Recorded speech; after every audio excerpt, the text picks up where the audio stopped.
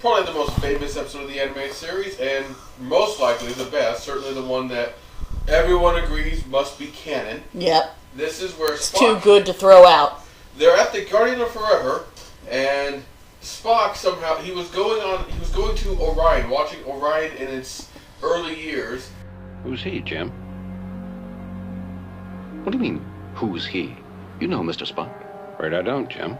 Thrall, my companion is gone.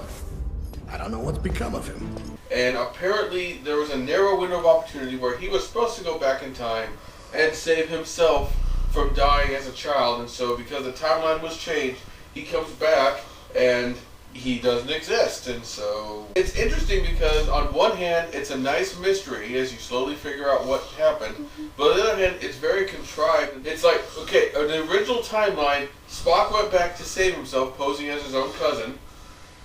But they never say what initiated him originally to do that. He just went back in time, and this time he went back in time elsewhere and didn't go back in time at that specific time. You would think that if he had gone back not knowing that he was supposed to save his younger self, that he would not have interfered in the events that took place. Yeah. So anyway, Spock decides to go back in time. And so he goes back and we see Vulcan, and it's 70s goofy cartoon. But still, it's nice to see more of the planet than just one tiny little set and some distant map shots. Is something wrong, cousin? No.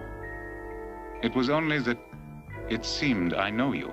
A family resemblance to our forefathers, no doubt. No doubt.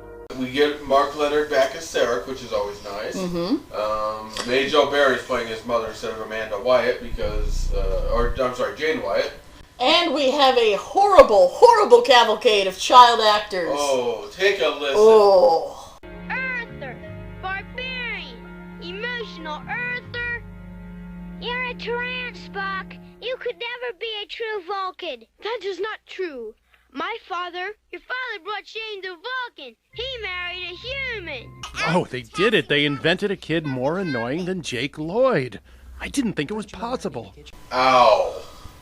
But still, the story itself is good, where it turns out there's a survival ritual that all Vulcan children, or all Vulcan boys, they have very, very strict gender roles. So he's supposed to go out, and Sarek tells him that even though other people failed, it's okay, because you're biracial, there's the unfair stigma that's going to be put on you if you fail, so therefore don't fail. People will expect you to be better just in order to consider you good enough. Yes. Not a real life problem at all, is there? No. Just tell us, ladies.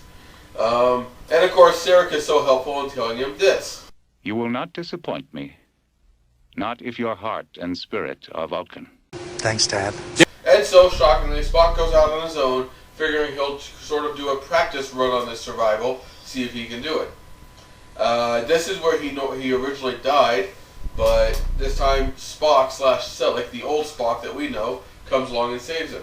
However, Spock took a little longer figuring it out than he originally did, apparently, because Ichaya, the Salot that Spock had actually referenced back in Journey to Babel. The adorable fluffy sloth bear thing. Teddy bear.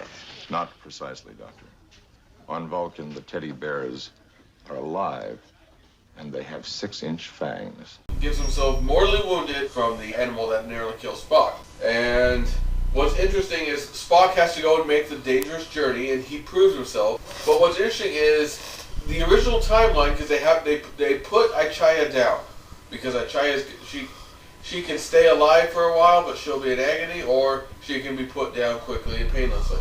So they do that, and that's a change in history. But I'm also impressed that in the early 70s, this was a kid's show.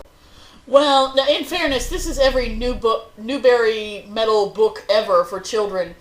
Has the death of an animal. It's pretty standard. This is true, but still, Saturday morning cartoons usually didn't do that. Usually they were lighter fare. Yes. Yeah. I mean, this is the same company that made Super Friends.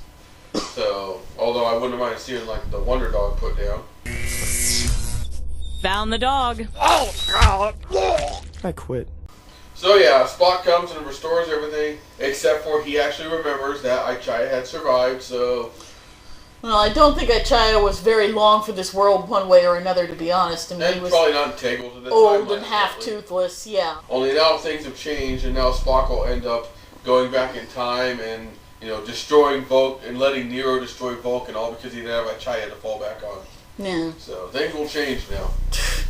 But yeah, it's a pretty good show, but especially by the standards of the animated series, just prepare your ears for some Jake Lloyd level voice acting from the kids. And some goofy designs. Yeah. Still, definitely check this episode out. It's a good one. It's a good story.